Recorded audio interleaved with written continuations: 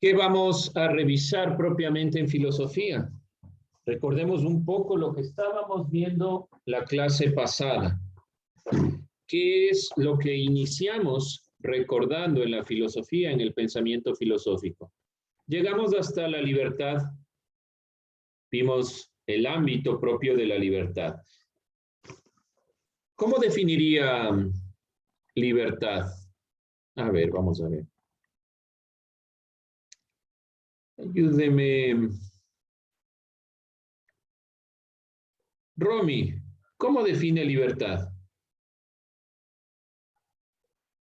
Concepto, libertad.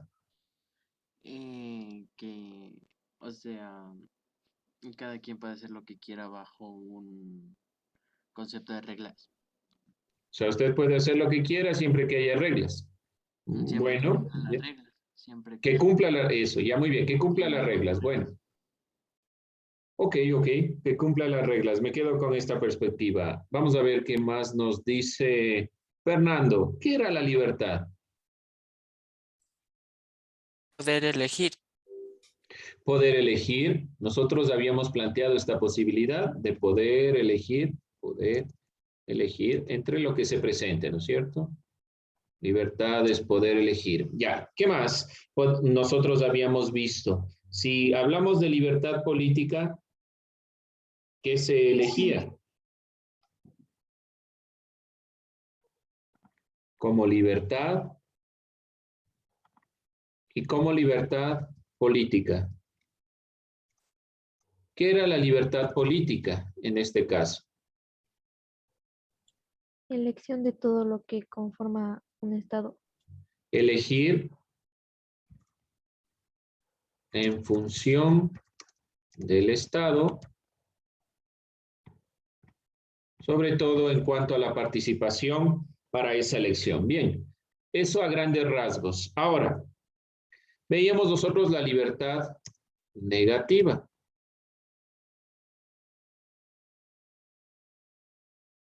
Señor Parra, ¿qué era la libertad negativa?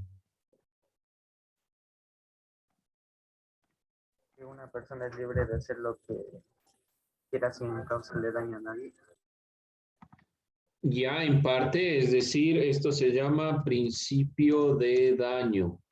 Puedo hacer lo que yo quiera sin hacer daño a nadie. ¿Qué más? Había otro punto relevante que el video nos daba. Anthony, ¿qué decía sobre la libertad negativa? Que era que los ciudadanos pueden elegir lo que ellos pueden hacer, pero también esa elección trae demasiadas percusiones porque no piensan en el bien del pueblo. No, de fondo, solo hasta el principio de daño sí, pero de ahí a no. ¿Cuál era el límite? Que podían hacer lo que querían, pero sin que haya una norma o regla que lo prohíba. Entonces, la libertad negativa desde el principio de daño, esto significa que soy libre de hacer lo que quiera siempre que no dañe a otro, siempre que no haya una ley que lo prohíba. Esto es importante. ¿Por qué? Yo puedo hacer lo que yo quiera, pero si hay una ley, hasta ahí llega el que yo quiera. Esa es la libertad negativa. El Estado debe garantizar que las normativas, obviamente, no dañen a nadie, pero que se cumpla esa normativa en esta perspectiva de la libertad negativa. Vamos a ver el otro parámetro. Libertad positiva. Mercedes, ¿qué era la libertad positiva?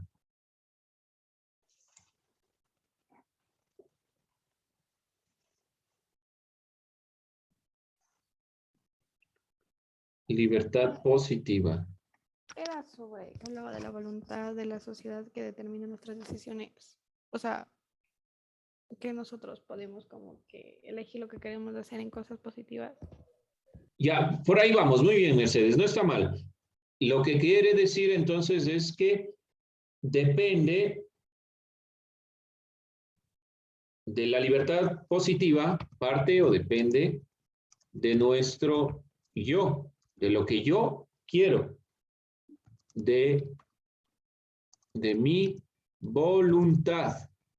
En este sentido, de cosas positivas, como decía Mercedes, es que no nos basamos en la norma, en la ley, sino en lo que yo quiero hacer, en lo que yo quiero pensar, en lo que yo como individuo me planteo. ¿Qué más podemos puntualizar? A ver, ayúdeme. Ariana, ¿qué más era la libertad positiva?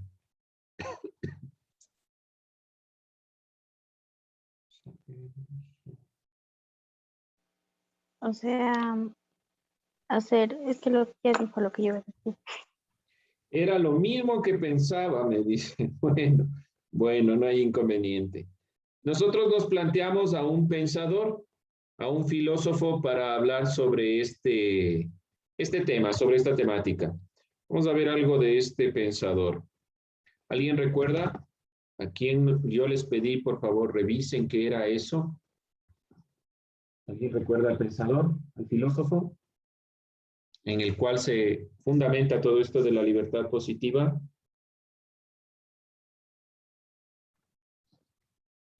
¿No? Rousseau. Rousseau. Jean-Jacques Rousseau es uno de los grandes pensadores de la Ilustración. Es un pensador como ilustrado, plantea la perspectiva de que el pensamiento, la luz del pensamiento va a guiar todo. No se necesita de leyes, de normas. Aquí hay un pensador que podemos asociarlo con esta perspectiva de la libertad negativa. Se llama... Un segundo. Hobbes. Thomas Hobbes. Hobbes. ¿Qué decía Thomas Hobbes? Tiene una frase, hombre lobo del hombre. ¿Alguien ha escuchado esta frase? ¿Qué significará? Tiene un texto que se llama Leviatán. Ahí explica la conformación de las sociedades y de los estados. Y tiene esta frase, hombre lobo del hombre. ¿Qué significará esta frase? ¿Alguien ha escuchado tal vez?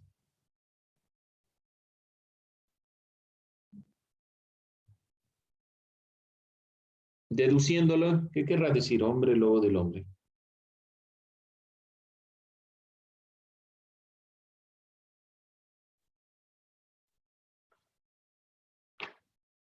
Hobbes parte de la idea de la racionalidad.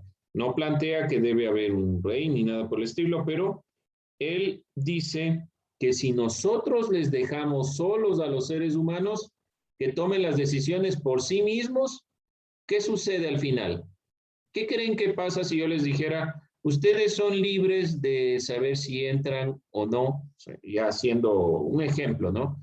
Son libres de entrar a la clase cuando ustedes quieran. ¿Qué creen que pasaría si yo dijera eso? Siendo sinceros, ¿qué creen que pasaría? No entrarían. No entrarían. Por lo general estaría aquí en clase con 2 personas y si no yo solito hablando a la cámara. ¿Qué es lo que está diciendo Hobbes? El hombre, por lo general, hombre como humanidad, ¿no? La humanidad, por lo general, si no le ponemos normas, hace lo que quiera y se va en contra de los demás. Hobbes pretende entender la estructura del Estado de una forma racional. Imagina cómo sería una sociedad en ausencia del poder público. Después afirma que un estado de naturaleza se generaría en situaciones que cada vez más generen problemas. Si no hay leyes, entonces la gente por lo general hace lo que quiera y se va en contra de los demás. ¿Por qué le pongo aquí en la libertad negativa? Porque haciendo una relación, Hobbes está diciendo eso.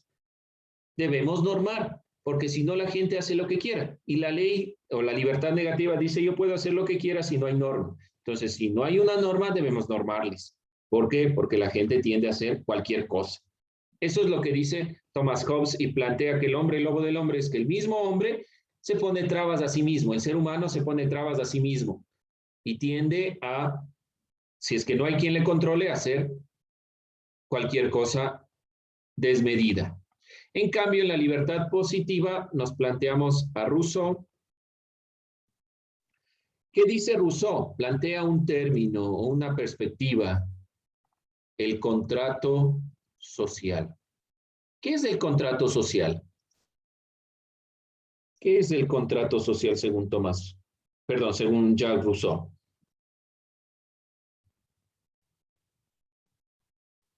Prácticamente Hobbes dice, somos malos por naturaleza. Rousseau dice lo contrario, somos buenos por naturaleza.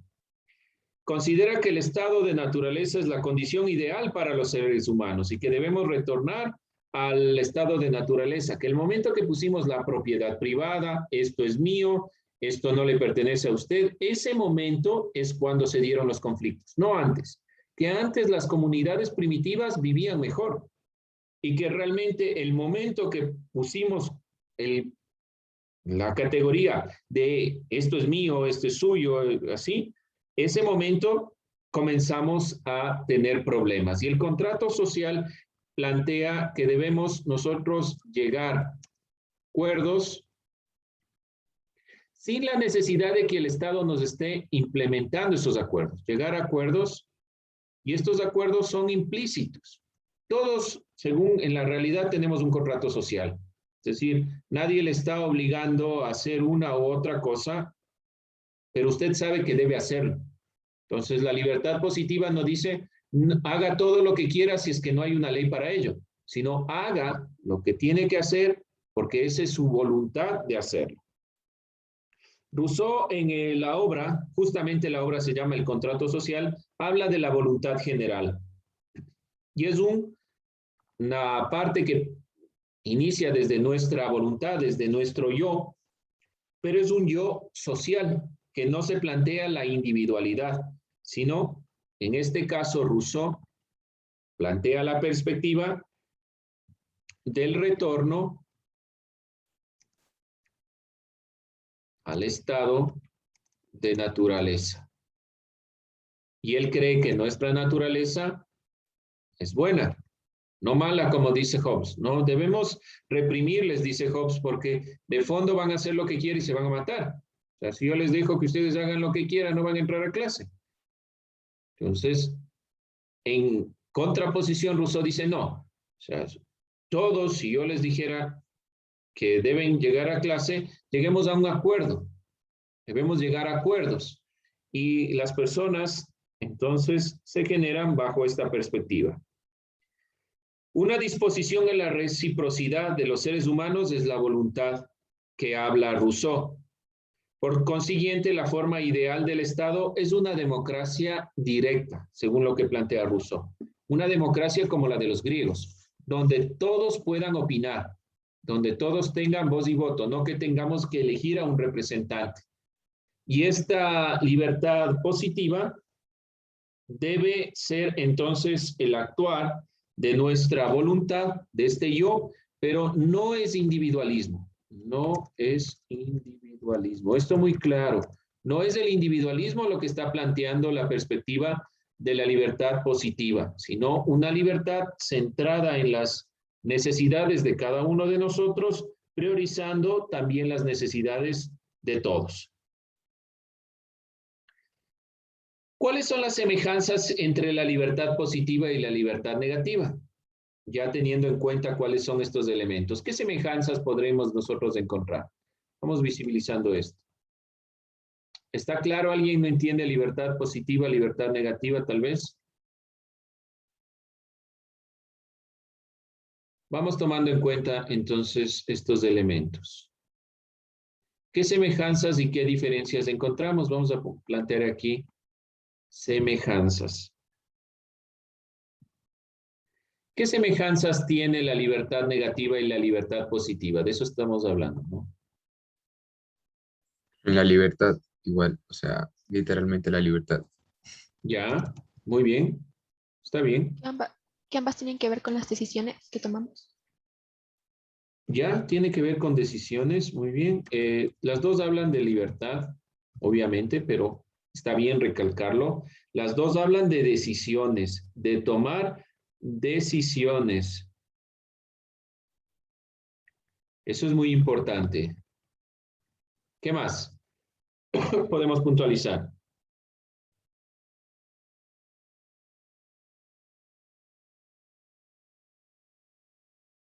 Creo que por ahí están las semejanzas, ¿no? Las dos hablan de la libertad como algo,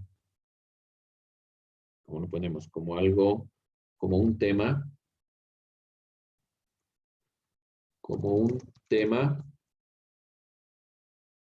fundamental para la convivencia. Sin la libertad no podemos hablar del tema que nosotros nos estamos planteando, que es la comunidad y el quehacer. ¿Qué diferencias existen? Cuanto a diferencias. Una diferencia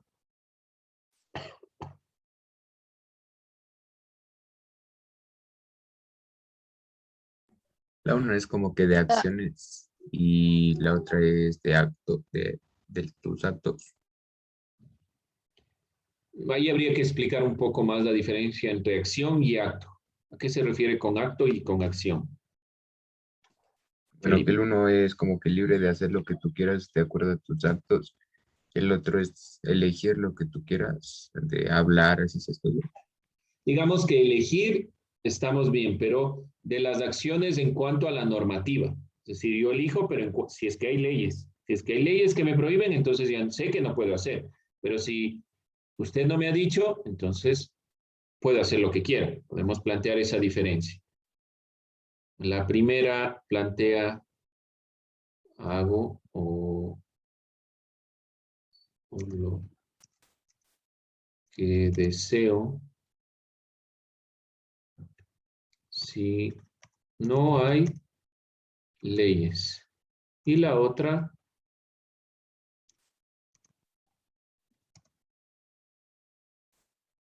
desde la voluntad de elegir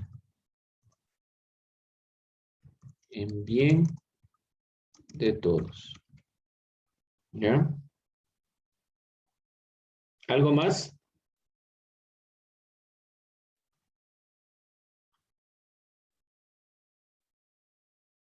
Las decisiones individuales en la libertad positiva están ligadas mucho a las decisiones de contextos. Es decir, nosotros sabemos que hay normativas, sabemos que debemos hacer ciertas cosas. Yo elijo dentro de mis posibilidades, es lo que dice la libertad positiva. La libertad negativa prácticamente está eligiendo en lo que no se está diciendo. Pues como usted no me dijo que no puedo presentar en Word el trabajo, entonces yo le hice en Word, ¿sí? Como usted no me ha dicho que no podía hacer todo con esfero rojo, entonces yo le hice con todo con esfero rojo. Sí, estoy haciendo un ejemplo de lo más sencillo para que se entienda la libertad negativa. Y de la libertad positiva, no, yo elegí hacer con estos colores el trabajo porque realmente sé que se va a visibilizar de mejor manera. Hay una gran diferencia entre lo positivo y lo negativo en este caso. Con eso nosotros estamos cerrando el tema de la libertad. No nos vamos a centrar más en estas perspectivas.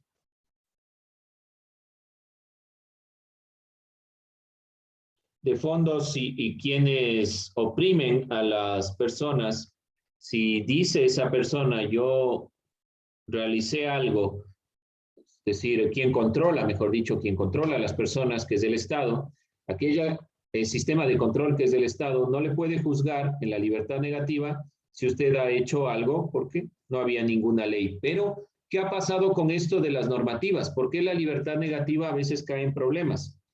Muchos de los actos de corrupción en los países latinoamericanos se han generado porque no había leyes. Entonces esas personas dicen, bueno, pues o sea, yo lo hice porque ninguna ley me prohibía, no había nada que se vaya en contra de lo que estoy diciendo. Y de fondo afectaron a muchas más personas, ¿sí?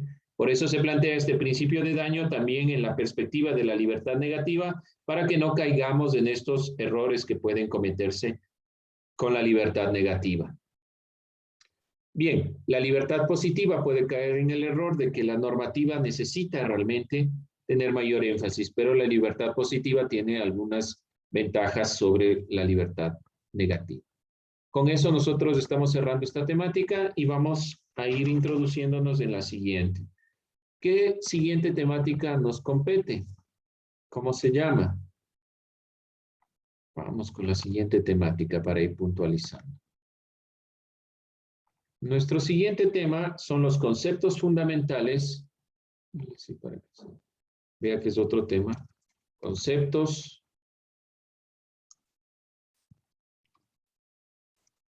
fundamentales sobre las formas políticas. ¿Sí?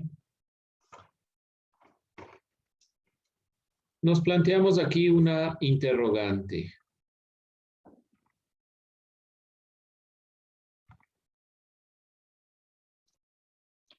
¿Qué formas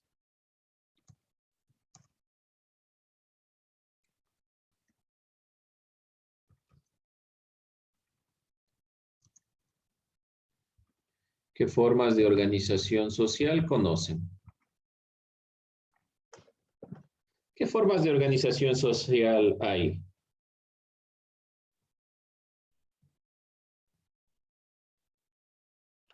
¿Qué formas de organización social existen? ¿Cómo se organiza la sociedad?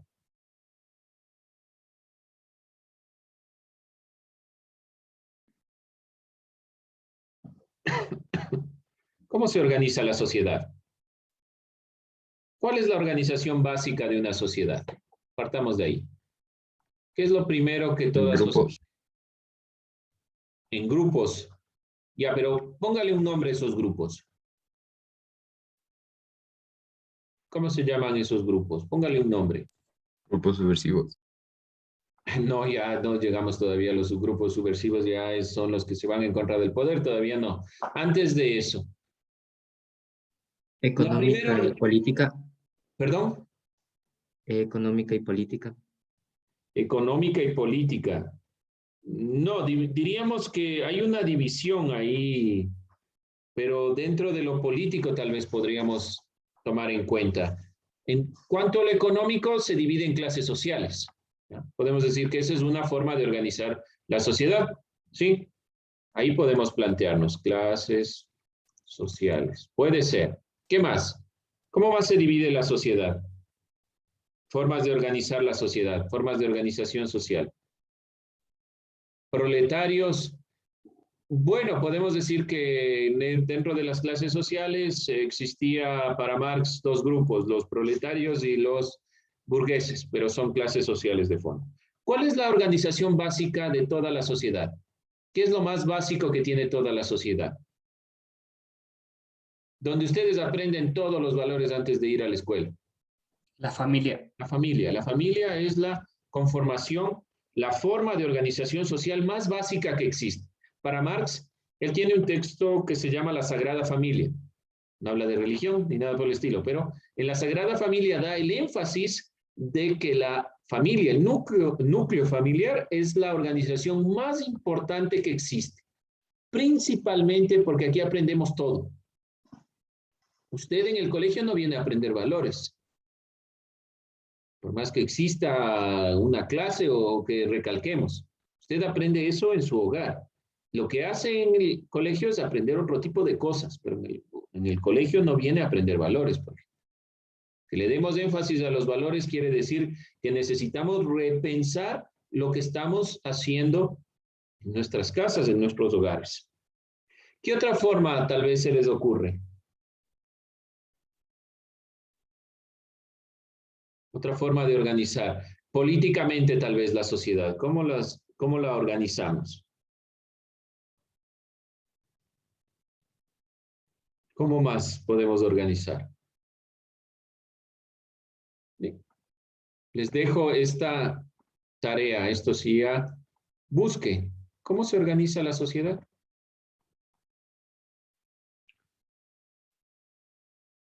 Les voy a poner en Educay para que ustedes tengan. El presidente es el jefe máximo del Estado. No es una organización. Es tal vez quién está a cargo de formas políticas, es el tema que estamos revisando, y ustedes van a tratar de buscar esta temática, esto que les estoy pidiendo. Va a ser como una tarea sencilla, o sea, simplemente lo que usted encuentre, pero no se olvide, por favor, contestar. ¿Qué formas de organización social, ya no tanto conoce, sino encontró? Traiga por lo menos 5 formas de organización social, 5 formas que usted encuentre. Ya tenemos 2 ahí, por lo menos la segunda claramente especificada.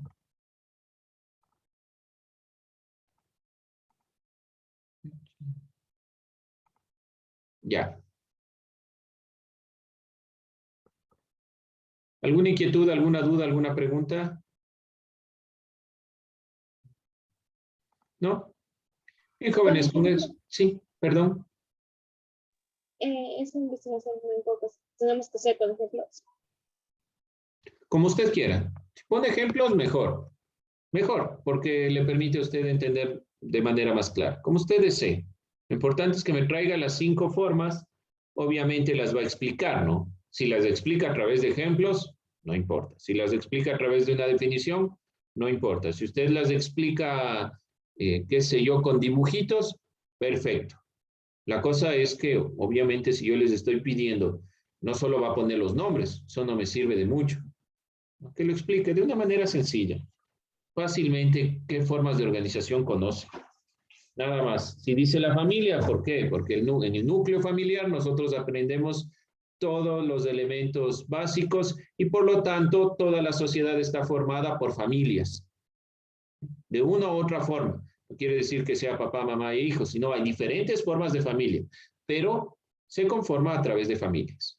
¿Sí? Entonces ustedes hacen este análisis y de lo que encuentran obviamente también en el internet, en lo que estén buscando, hacen este análisis. O sea, realmente la sociedad la dividimos así, la organizamos así, la familia, el grupo de familias, ¿cómo más lo organizamos?